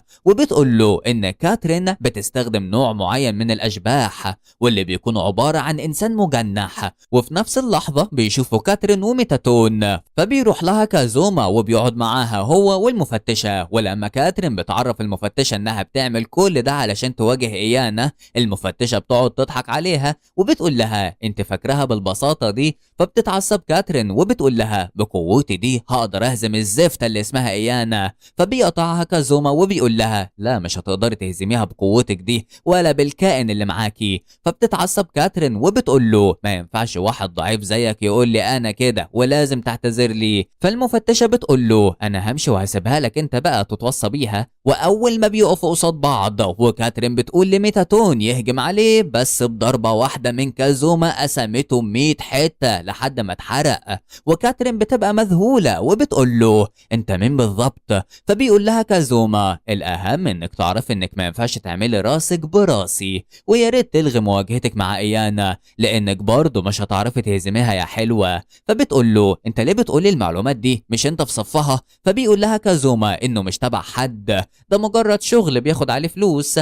فبتعرض عليه كاترين انه يشتغل معاها هي واصحاب ايانا، شافوهم سوا وحكوا لايانا. وفي الوقت ده جالها كازوما واداها اعلان مبارزة من كاترين خلال اسبوع، وبيقول لها انها لو خسرت هترجع بلدها من غير اي مشاكل. فبيتعصب وبتقول له وانت مالك بيها اصلا؟ فبيقول لها ما انا كنت بدربها لان ده شغل، وبيسيبها وبيمشي. وبيروح لكاترين اللي بتتدرب على ايده وبيقول لها ان فرصتها في الفوز على ايانا اكبر من ميتاتون بس لو اتدربت كويس. وتاني يوم بتبقى ايانا بتاكل في المطعم مع صحابها، وبيدخل عليها كاترين ومعاها كازوما، وبتقول لايانا انا المره دي حاطه خطه سريه جدا مختلفه تماما عن قبل كده، ده غير ان كازوما يبقى مدربي. فبتتجنن ايانا من كلامها وبتطلع سيفها علشان تحاربها دلوقتي، بس كازوما بيوقفهم وبيقول لهم ان المبارزه ميعادها بكره وما ينفعش يكسروا المحل ده كمان. فبتقول كاترين لايانا انها لو فازت بكره هتاخد كازوما لامريكا معاها. فبنلاقي ايانا شاطت وخدت شنطتها ومشيت، وكاترين بتفرح فيها، بس كازوما بيقول لها بكره هيبقى صعب قوي عليكي لانها لما بتغضب مفيش حاجه بتوقفها. وبيجي يوم المبارزة وبتبقى ايانا وكاترين في الساحة قدام بعض، وكازوما حكم المباراة. واول ما بيبدأوا بتبقى ايانا المسيطرة وبتقضي على ميتاتون، بس كاترين بتفاجئها بالخطة السرية اللي حطتها كازوما، وهي شعلات نارية من كل مكان وبتقدر تصيب ايانا. وكازوما عمل كده علشان دي نقطة ضعف ايانا، ولانها لما تتوجع هتتعلم منها كويس. بس للأسف الشعلات بتطاردها من كل مكان وبتوقعها على الأرض بقوة ووجعتها، وكاترين بتقول لها تستسلم لأنها هتفوز كده كده وهتاخد كازوما وهيعيشوا سوا في أمريكا، وبتضحك بشر. والكلام ده بيخلي إيانا تقوم رغم تعبها وبتقول لها مستحيل أخلي ده يحصل، وبتقرر إنها هتقضي عليها بضربة واحدة، وبتمسك سيفها تضرب في كل الشعلات من كل اتجاه. وكازوما بيفرح وبيقول أخيرا عرفت تعالج نقطة ضعفها. وبنلاقي إيانا بتنزل بسيفها بجبروت على كاترين وبتديها ضربة توديها آخر البلاد من قوتها، وبتخليها بقت عبارة عن جثة هامدة في الأرض. وبتحاول إنها تقوم رغم تعبها وبتقول لإيانا أنت هزمتيني فعلا وأدائك كان عظيم، والاتنين بيسامحوا بعض في الآخر. وكل ده بيكون كازوما هو اللي عمله علشان يعلم إيانا من نقطة ضعفها ويخليها تتغلب عليها. وبعدها بنشوف أبو إيانا بيطلب من صحابها إنهم يمثلوا إن في واحدة فيهم فازت برحلة لليانابية علشان يقنعوها تروح هي وكازوما. وأبو إيانا بيبقى عاوزهم يقربوا من بعض بس بيبقى خايف لكازوما يقابل أبوه ويحصل بينهم مواجهة هناك. وبنشوف كازوما ورين وإيانا وأصحابها وصلوا لليانابيع وراحوا الفندق، وبعد ما بينزلوا المية السخنة يهدوا أعصابهم نشوف كازوما بيخرج من الحمام وفي نفس اللحظة بيتصدم لما بيلاقي أبوه في وشه. فكازوما بيقول له أنت إيه اللي رجعك من الموت؟ هو مش ابنك الفاشل برضه هو اللي ضربك لحد ما كنت هتموت كده؟ فبيقول له أيوة ما تتغرش قوي كده من نصر واحد حققته، أنا هثبت لك في المعارك اللي جاية إنك ما ينفعش تبقى ند ليا أصلا. فبيتعصب كازوما من كلامه والاتنين بيهجموا على بعض وبيدبوا في بعض بشكل جنوني. وإيانا ورين بييجوا على الصوت ومش فاهمين في إيه ومش عارفين يوقفوهم، بس بتيجي المفتشة وبتقول لأبو كازوما إن العشاء هيبرد، فبيوقف معاه القتال وبيقول له حظك إنك نجدت من الموت بس مش هيحصل كده المرة اللي جاية. بس كازوما بيقول له ما تقلقش المرة اللي جاية هتبقى آخر مرة في حياتك كلها. وبالليل بنشوف كازوما وأبوه بيريحوا جسمهم في المية الدافية وبيفضلوا يرموا لبعضهم كلام علشان يضايقوا بعض، وبيفضلوا يدبوا في بعض تاني بس المرة دي كازوما بيهزمه بجد وبيوقعه في المية، وبعدها بيقرب منه وبيمدله ايده علشان يقومه بس كازوما بيوقعه تاني على الأرض. وإيانا بتيجي تزعق لكازوما علشان خدع أبوه وضربه ووقعه تاني، بس في اللحظة دي بيقوم أبوه وبيديله ضربة بيلزقه في الحيطة وبيقول له أنا لو عاوز أهزمك هعمل ده في أي لحظة. وبتاخده إيانا بعدها وبتعالج له جروحه. وبعد كام يوم بنشوف البنات بتلعب مع بعض في الملعب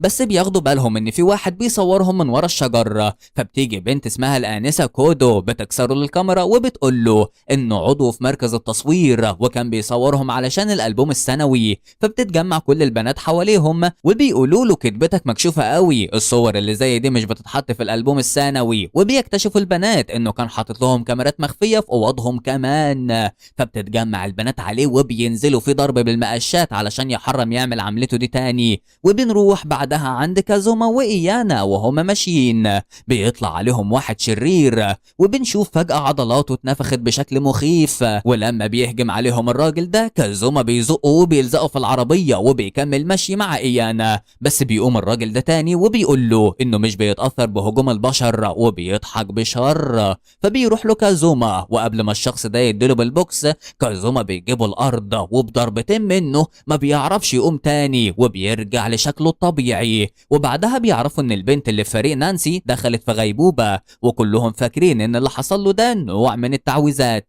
وبنلاقي يوتسيمي بعدها داخل الفصل وبينده على نانسي وهي ما بتردش عليه وبيزق الواد اللي قدامه وبيقول لهم انا مختلف عنكم، انا اختاروني علشان اخد القوة. وبينده نانسي وبيقول لها قومي تعالي معايا، وبيخرجوا الجنينة وبيعرفها انه عنده قوة قتال سرية ويقدر يعمل جرايم من غير ما حد يكتشفها، وبيعترف لها انه هو اللي عمل تعويذات لفريق كرة السلة بتاعها ولو ما طلبتش منه السماح هينفذ العقوبة عليهم، وشرطه انه نانسي تبقى الخدامة بتاعته. فبتقول له نانسي ما تتغرش بقوتك الضعيفة لان الغبي هيفضل غبي. فبيتعصب يوتسيمي من كلامها وبيستخدم القوة الخارقة وبيقول لها عندك فرصة أخيرة تنفذي كلامي. فبتقول له برضه غبي. فبيتجنن من إصرارها وبيطلق قوته عليها، بس قبل ما توصل لها بتطلع مسدسها وبتضربه بيه وبيتعلق في الخيوط بتاعته. وفي اللحظة دي بتيجي إيانا ويوكاري ومعاهم المفتشة علشان تقبض عليه بعد ما اعترف بكل جرايمه. فبتاخد المفتشة إيانا ويوكاري وبتقول لهم إنها لازم تكتشف سر القوة الغريبة اللي بيستخدموها المراهقين،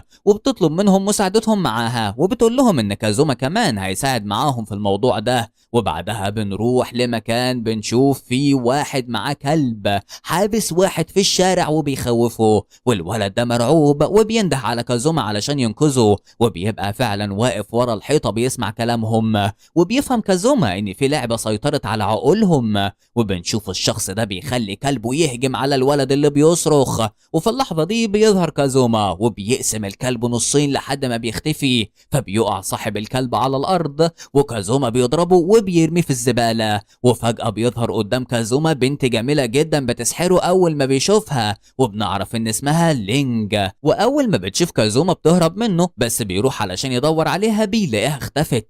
وبعدها رين بيتخانق مع واحد في المدرسة، والواد بيقول له انا جبت لك اخويا الكبير اللي عنده قوة خارقة، مش هتقدروا تقفوا قصاده. ورين وهو ماشي مع صحابه بيبقى مركز في الكلام اللي قاله الواد ده. وبالليل ايانا بتبقى مروحة من عند صحابها، بس بتشوف كاترين بتتخانق مع بنت بتستخدم قوة سحرية غريبة وبيدمروا في المكان. وبتقول لهم البنت دي ان اسمها انشي، وان قوتها دي من شبكة الانترنت، وبتبدأ تستخدم تعويذاتها عليهم. بس ايانا بتضربها بسيفها وبتوقعها على الارض. وبنروح عند كازوما اللي واقف فوق سطح الفندق، وبيجي له مكالمة من المفتشة وبتقول له انها محتاجة مساعدته وهتقابله في بيته. وبعدها بنشوف رين ماشي مع صحابه، فبيطلع عليهم مجموعة شباب وبيوقفوا الواد اللي مع رين ضربه الصبح جاي وجايب لهم اخوه الكبير، وبيقول له خلص عليهم بقوتك الخارقة. فبنشوف اخوه بيستخدم طلقات نارية مميتة وهيهجم عليهم بيها، بس بيتفاجئ رين لما بيصدها له بسهولة.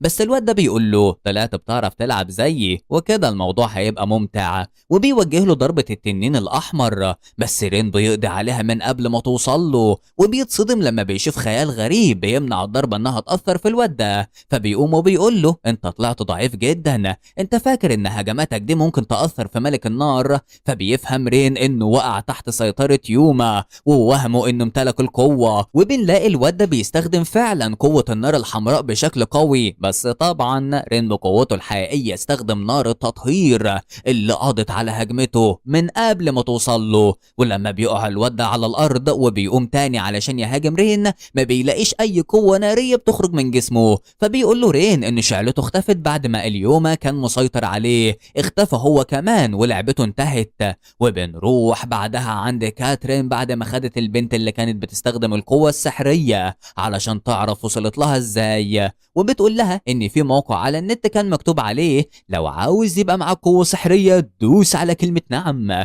وبتحكي لها انها اول ما دست عليها الشاشة ابيضت في وشها وما بقتش شايفة حاجة. فبتفهم كاترين ان ده اليوما اللي بيأثر في الروح من غير ما يحسوا. وبتحكي لها البنت دي انها في مستويات في اللعبة، وعلشان توصل لمستوى اعلى لازم يكون معاها عدد كبير من النقاط.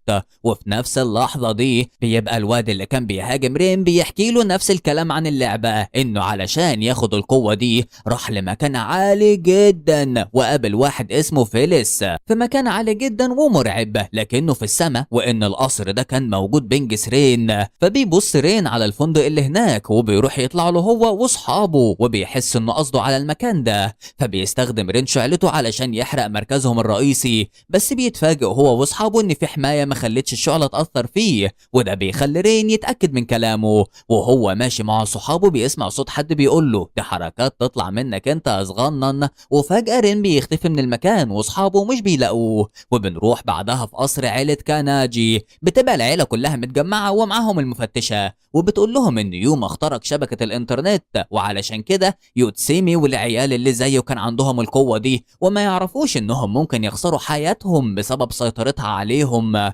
والمفتشة بتقول لإيانا انها محتاجة مساعدتها علشان تقدر تكتشف مين اللي ورا الموضوع ده. وكازوما بيبقى قاعد بيسرح في لينج اللي شافها قبل كده وبيقول مستحيل تكون هي وترجع تاني، وبيقوم يستأذن منهم وبيقول لهم انا مش هشارك معاكم في القضية دي. بس وهو ماشي بيجي مكالمة لإيانا من صاحبة رين بتقول لها ان رين اختفى، واول ما بيسمعوا كده بيجروا كلهم على هناك، وكازوما بيطير بيطير علشان يخترق بقوته المركز الرئيسي للقوة دي، وأول ما بيوجه ضربته بتتفتح بوابة لعالم تاني، وده اللي بيكون شبكة الإنترنت، وبينط كازوما جواها وبيتقفل بعدها. وبتطلع إيانا مع المفتشة فوق سطح الفندق وبتقول لها تعمل تعويذاتها علشان تفتح لهم بوابة، وفعلا بتقول التعويذة وبترمي الكروت وبتفتح لهم بوابة للعالم التاني وبيدخلوا جواها. وأول ما بيدخلوا بيشوفوا قصر كبير جدا، وبتنزل لهم البنت شبيهة لينج اللي كازوما شافها قبل كده، وبتقول لهم إن اسمها لابيس وإنها شغالة مع فيليس صاحب الموقع ده، وبتطلب منهم يمشوا بالذوق علشان فيليس مش هيقابل حد من غير ميعاد.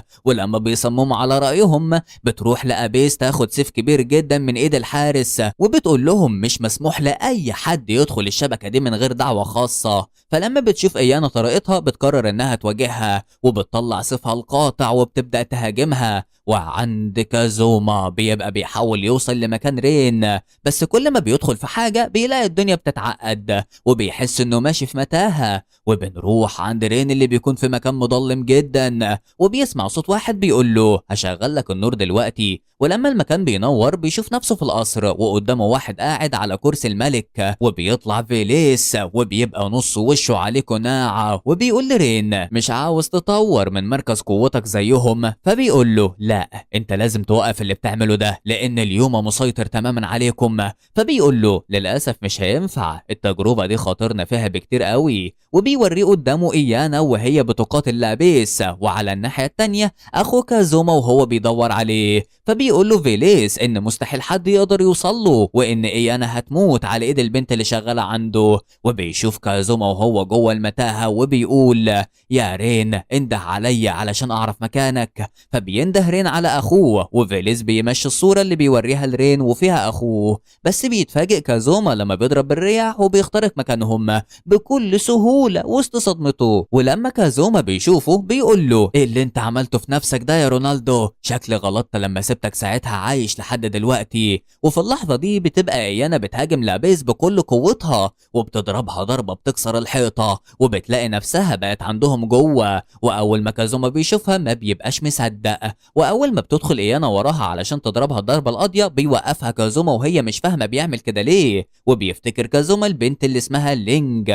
وفيليس بيقول له ايه اتاثرت بحبك الضايع. فبيتعصب كازوما وبيقول له مستحيل تكون لسه عايشه، انت الشرير اللي خدت مني كل حاجه. فبيقول له فيليس ايوه عندك حق، انا كنت هناك من كام يوم بعد ما لينغ ماتت، خدت اللي اتبقى منها وعملت منه لابيس، نقدر نقول خدعتك بيها، صوره من البنت اللي حبيتها وما عرفتش تحميها بسبب ضعفك. فبيتجنن كازوما وبيوجه له ضربه بغل، بس بتقف لابيس وبتصدها بسيفها، وبيقول لها توريهم قوتها وتدمر كل حاجه. فبتضرب بسيفها وبتقسم القصر نصين، وبيطير ريناردو مع لابيس، وكازوما مش عارف يفتح عينه من الدمار اللي حصل وبيفضل يصرخ باسمها. وبعدها بيبقى رين وايانا وصلوا القصر بسلامه بعد ما كازوما انقذهم. وعند يوتسيمي اللي محبوس في الزنزانه بيظهر له على الحيطه رساله بالدم بتقول له مبروك، وبتشوفها المفتشه في الكاميرا وبتوريها للعيله، وان مكتوب ليه ان في مركز معين لو وصل ليه هيفوز، بس لازم تبقى قوته اكبر.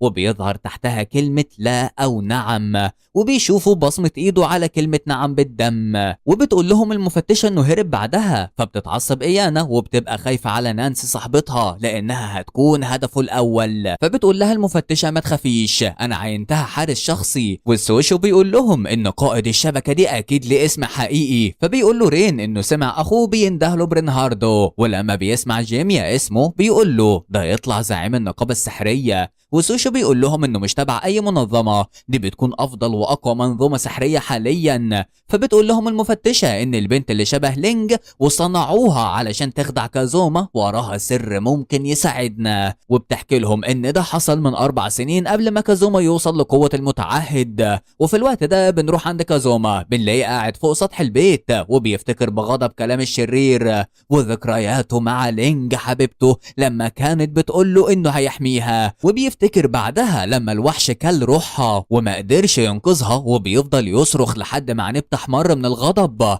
وبعدها بنشوف عربية الشرطة رايحين لمكان حادثة كبيرة جدا، وبيشوفوا 2 سايحين في دمهم في الأرض والمكان مدمر حواليهم، والشرطي بيشوف الرياح في المكان ومش عارفين مين اللي عمل كده. وبعدها بيظهر كازوما فوق سطح البيت وبيقول بغضب: هقتلك يا رينهاردو وهخلص على الدمية اللي صنعتها كمان. وبيختفي بعدها من مكانه علشان ينتقم. وبعدها بنروح لمكان زي ساحة قتال، وفي مشجعين قاعدين بيتفرجوا، وبيطلع الشابين لساحة المعركة، وبيكون واحد فيهم معاه قوة حقيقية والتاني قوته من شبكة الانترنت. بس بيتفاجئ الولد ان قوته مش مؤثرة في الشاب اللي بيواجهه، وبيظهر له 3 حيوانات بيجروا وراه، وبيخرج من الساحة بخوف. بس الجمهور بيضربه وبيقول له ادخل كمل المعركة، والولد بيفضل يعيط على الارض وبيقول لو كانت قوتي اكبر كنت. وفجأة بنشوف الولد بيتحول تماما وبيظهر عليه قوة مرعبة وبيطلع له انياب، وفي لحظة قبل ما الوحش يقرب له بضربة بيموته. وصاحب التعويذة دي بيتصاب لما بيضرب الحيوان، وبيرجع الولد ده للساحة وبيقف قصاده وبيبص للحيوان التاني ده في عينه بس فبيموت.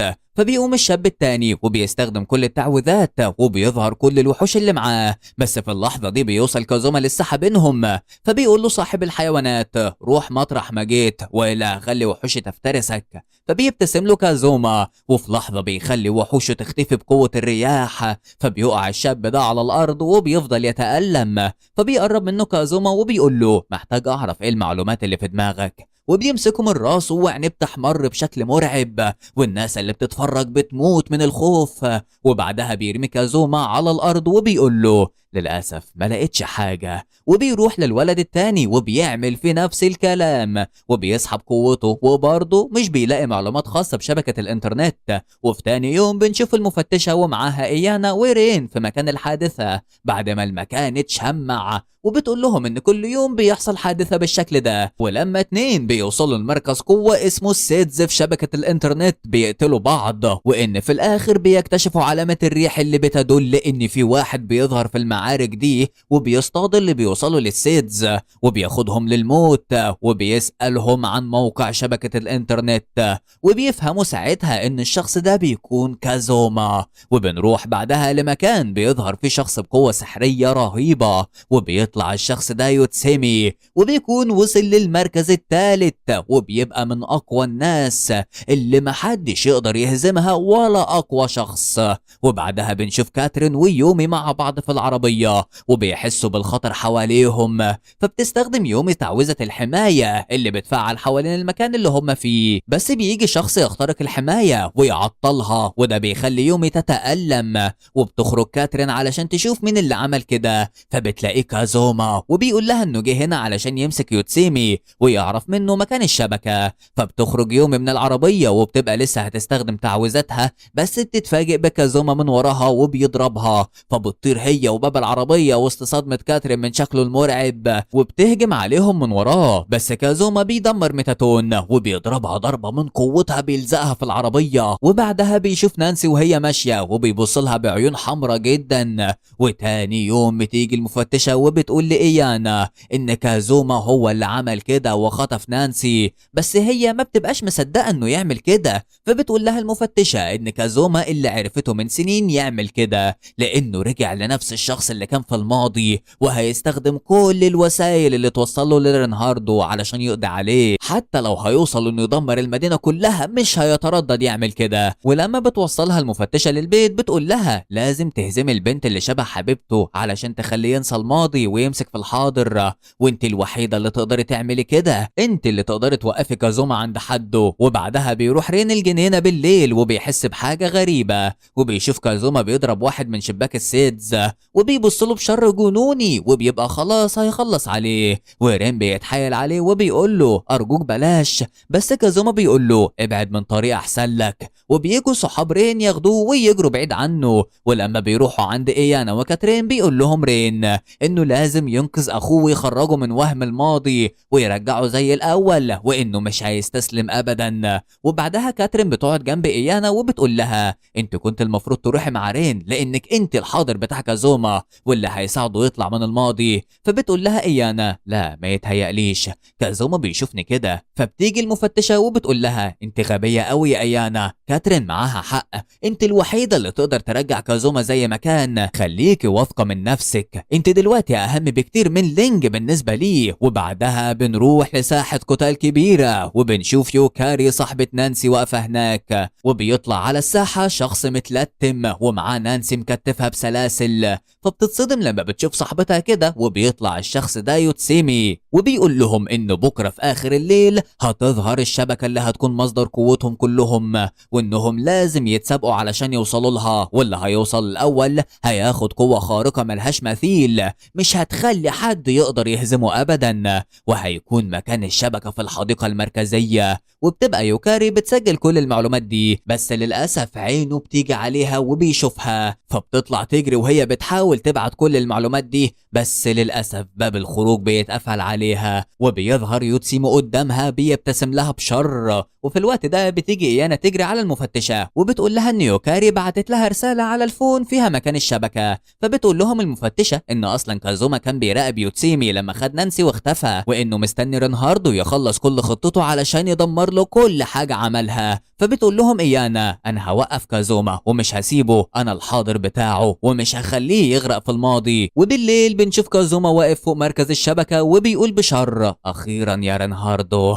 وجوه القصر بنشوف يوتسيمي خاطف يوكاري وبيقول لرينهاردو انه وصل لمرحلة يقدر فيها يواجه زعيمه. فبيقول له رينهاردو انت فاكر ان قوتك اكبر مني؟ فبيبص له يوتسومي بشر وبيرفع عصايته السحرية في وشه بكل القوة اللي وصل ليها. وبعدها بنشوف كازوما بيبص من فوق بعيون بتطق شرار على مكان رينهاردو وبيقول له خلاص نهايتك قربت. وبنروح لقصر عيلة كاناجي وبنشوف ابو كازوما بيقول لهم انه هيروح يخلص على كازوما ويدمر موقع الشبكة ده. فبيقول له سوشو اعل ده مهما كان نفس الدم بيجري في عروقكم. فبيقول له رين خليك انت يا بابا، انا وانا هنروح ونوقفه عند حده. بس ابوه بيزعق له بيقول له انا مش هسيب عاطفتكم ناحيته تغلبكم علشان هو من العيلة مش اكتر، مهما كان لازم يتعاقب على الذنب اللي عمله، وفي الحالات اللي زي دي الموت افضل حل ليه. فبتخرج ايانا عن شعورها وبتقول له كفايه كلامك عن القتل والموت، انت المفروض ابوه قبل ما تكون من العيله دي، وبما اني هكون كبيره العيله في المستقبل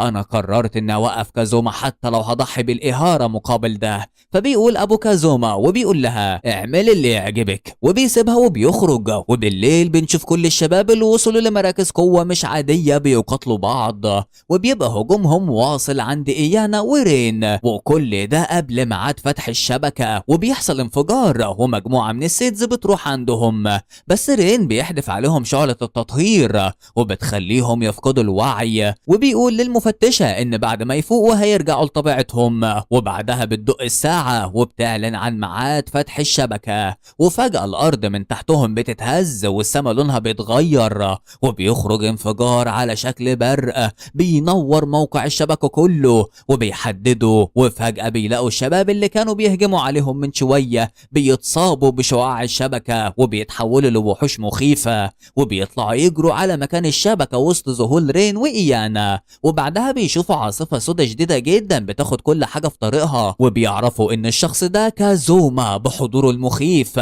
فبتروح إيانا ورين ورا كازوما ناحية مكان الشبكة، وبنلاقي كازوما بيراقب الوحوش اللي رايحة مكان القصر اللي فيه القوة، فبيبتسم لهم بشر. وفجأة بنشوف الوحوش بتقع لتحت وبتهب عاصفة شديدة بتعصر في كل الوحوش والناس دي وبتحولهم لكم لحم. وبتكون إيانا ورين وصلوا متأخر وبيقولوا له كفاية كده، اللي انت بتعمله ده مش هيرجع لك لينج تاني. فبيقول له كازوما وانت مين قال لك اني بعمل كده علشان لينج اللي ماتت؟ انا هقتل رينهاردو علشان انا عاوز كده، واي حد هيجي في طريقها هخلص عليه، وما تفكرش انك هتعرف توقفني بكلامك ده. فبتقرب منه إيانا وبتقول له زي ما توقعت الكلام مش هيجيب نتيجة معاك في الحالة دي. فبتستخدم السيف القاطع وبتقول له في الحالة دي هوقفك بالقوة. فبيقول لها كازوما والرياح بتعصف حواليه، وانت بقى فاكرة انك هتعرفي توقفيني فعلا. فبنلاقي ايانا بسبب قوة الرياح بترتعش ايديها، وبتبقى مستوعبة ان دي قوة كازوما الحقيقية، وبتبقى خايفة جدا، بس بتقوله انا مش هسيبك تكون بالشكل ده ابدا، وهضربك علشان اوقفك. فبيوجه لها كازوما ضربات الريح وهي بتحاول تتفاداها بمهارة، وبتضربه هي كمان بقوة الإهارة، وبقوتها بتقدر توقع كازوما، وبتتضايق جدا من ضعفه وبتقول ده مش كازوما اللي اعرفه ابدا. وفجأة شعلة سيفها بتتحول للأحمر وسط ذهول كازوما ورين، وبتقول إيانا انت قلت لي ان قوتنا دي علشان نحمي بيها اللي حوالينا مش علشان نضحي بيها. فبيفتكر كلام لينج وبيتأثر بسبب كلام إيانا، وبنلاقي شعلة عينيه اختفت ورجعت لطبيعتها، وبيقول لنفسه ما ينفعش اعمل كده، ازاي كنت بستخدم قوتي في الأذى. وبيستغرب ان الرياح بتاعته كانت ضعيفة وهو بالشكل ده، ولما بيشوف إيانا قدرت تسيطر على الإهارة بالشكل ده بيبقى مبسوط بيها جدا. بس إيانا ما بتاخدش بالها انه فاق، وبتضربه بشعلة شينون بقوتها وبيحصل انفجار كبير، بس بيخرج منه كازوما بخير. وبيشوفوا الشبكة بتجمع كل الوحوش اللي كازوما قطعها من شوية من تاني، فبيجروا كازوما وإيانا ورين على القصر اللي في الشبكة. وكازوما بيقول لنفسه المرة دي أنا لازم أحمي كل حاجة ومش هسيب حاجة تروح. وبعدها بنشوف علامة الشبكة ظهرت بالكامل وسط المدينة باللون الأحمر، وأول ما بيدخل كازوما معاهم باب القصر بيتفتح وبيظهر قدامهم نانسي ويوكاري صحاب إيانا، بس بتخرج لهم لابيس وبتقول لهم إن رينهاردو ساب المدينة كلها وهي هنا مكانه. وبنشوف نانسي ويوكاري متسيطر عليهم تماما، وبيقولوا لهم إن الموقع ده مختلط بين القوة والأشباح. فبتتفاجئ إيانا من كلامهم، وبيظهر يوتسيمي وهو متكتف جوه آلة، وبتيجي لابيس بتمسك سيفها الكبير وبتقسم الآلة دي نصين، وبيطير يوتسيمي منها، ومرة واحدة المكان بيتهز وبتتفعل الشبكة أكتر وبتكتمل التعويذات الشريرة، وبتحضر تعويذة بليالا من روح كل الناس اللي شاركت في السيدز وماتوا، وبتقول لهم إنها عاوزة تبقى بشر زيهم وتحس بالمشاعر الحقيقية وتبقى لينج بجد. بس كازوما لما بيسمع كلامها بيقول لها كفاية اخرسي، ولما بيقرب علشان يضربها بتوقعه بعمود بيخرج من تحت الأرض من غير ما ياخد باله. فبتتضايق إيانا وبتجرب قوة الإهارة عليها وبيتقاتلوا بالسيوف، بس بتلاقي نانسي ويوكاري وقفوا قدام لابيس علشان يحموها. فبيزعق لها كازوما وبيقول لها كملي، وبقوة الرياح بيجيب نانسي ويوكاري عند رين وبيقول له يحميهم. فبتحاثر لابيس إيانا بين العواميد اللي بيظهر فيها خيالها، بس كازوما بيكتشف مكانها وبيهاجمها، وفجأة بيحس بقوة شريرة جدا وقوية فوق ما يتخيلوا بتهد في المكان كله، وبتقول لهم لابيس ان تعويذة البيالة هتدمر الارض كلها ومدينة طوكيو كلها هتتدمر، وبتختفي بعدها وبتسيبهم. فبياخدهم كازوما وبيطير فوق المدينة وبيبص على الدائرة الحمراء وبيقول لهم ان قوتها اكبر من الشينون او قوة المتعهد، بس احنا هنقف في وشها. وبيحدف ايانا ورين بعدها وبيستمد قوة المتعهد الخاصة بيه. وبيفتكر كازوما لما الوحش كل روح لينج وسط ضعفه لما ما قدرش يحميها، وبتتحول عينه للون الازرق بعد ما سيطر على قوته. وايانا بتفعل قوة الإهارة هي ورين، وكل واحد بيطير بقوته على مكان الدايرة اللي هيخرج منها الوحش، وبتتحد قوتهم الثلاثة وبيقدروا يسيطروا عليه وينهوا امره تماما. وبعد ما بيحصل الانفجار اللي بتحس بيه مدينة طوكيو كلها، تاني يوم وهم بيفوقوا بيجي لهم رينهاردو ولابيس وبيقولوا لهم قدرتوا تمنعوا البليالة، وده مش غريب عن عيلة كاناجي، بس انا ما جيتش علشان اقاتلك تاني، انتوا عيلتكم عندها قوة مخيفة فعلا، بس قبل ما امشي عاوز اقول لكم اننا هنتقابل قريب من تاني. وبياخد لابيس وبيختفوا، وبعدها كازوما بيحضن ايانا وبيبقى ممتن ليها على وقفتها جنبه. وبنشوف العيلة كلها بخير في النهاية ومتجمعين سوا على الغدا، وكازوما وايانا بيتخانقوا وبيجروا ورا بعضهم بره بجنون وهما بيضحكوا. وبكده نكون خلصنا الحكاية. يا ريت بقى لو لسه ما اشتركتش في القناة تشترك وتفعل الجرس علشان يوصلك كل جديد، ولو انت لسه جديد خش شوف الملخصات اللي فاتت علشان متأكد انها هتعجبك. ويا ريت ما تنساش تعبي وتديني اللايك والكومنت الحلو اللي زيك. بس كده يا صاحبي، في الختام ما تنساش تصلي على رسول الله صلى الله عليه وسلم. وسبحانك اللهم وبحمدك أشهد أن لا إله إلا أنت أستغفرك وأتوب إليك. بس كده أشوفك على خير، ويلا نقول سلام.